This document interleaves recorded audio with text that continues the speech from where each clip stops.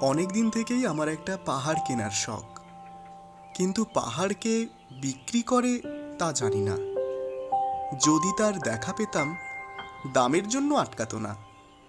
আমার নিজস্ব একটা নদী আছে, সেটা দিয়ে দিতাম পাহাড়টার বদলে। কে না জানে পাহাড়ের চেয়ে নদীর দামই বেশি। পাহাড় স্থাণু, নদী বহমান, তবু আমি নদীর বদলে পাহাড়টাই কিনতাম, কারণ আমি ঠকতে চাই। নদীটাও অবশ্য কিনেছিলাম একটা দ্বীপের বদলে। ছেলেবেলায় আমার বেশ ছোট্ট খাট্ট ছিমছাম একটা দ্বীপ ছিল, সেখানে অসংখ্য প্রজাপতি। শৈশবে দ্বীপটি ছিল আমার বড় প্রিয়। আমার যৌবনে দ্বীপটি আমার কাছে মাপে ছোট লাগলো।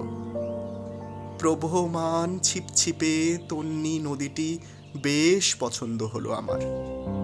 বন্ধুরা বলল, ওইটুকু একটা দ্বীপের বিনিময়ে এত বড় একটা নদী পেয়েছিস, খুব জিতেছিস তো মাইরি। তখন জয়ের আনন্দে আমি বিহল হতাম। তখন সত্যি আমি ভালোবাসতাম নদীটিকে। নদী আমার অনেক প্রশ্নের উত্তর দিত, যেমন, বলো তো আজ সন্ধেবেলা বৃষ্টি হবে কি না? সে বলতো, আজ এখানে দক্ষিণ গরম হাওয়া। শুধু একটা ছোট্ট দ্বীপে বৃষ্টি, সে কি প্রবল বৃষ্টি, যেন একটা উৎসব। আমি সেই দ্বীপে আর যেতে পারি না। সে জানতো, সবাই জানে, শৈশবে আর ফেরা যায় না। এখন আমি একটা পাহাড় কিনতে চাই।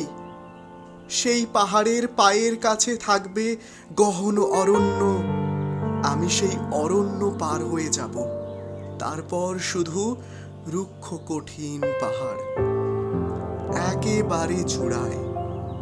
মাথার খুব কাছে আকাশ, নিচে বিপুলা পৃথিবী, চরাচরে তীব্র নির্জনতা। আমার কণ্ঠস্বর সেখানে কেউ শুনতে পাবে না। আমি ঈশ্বর মানি না, তিনি আমার মাথার কাছে ঝুঁকে দাঁড়াবেন না।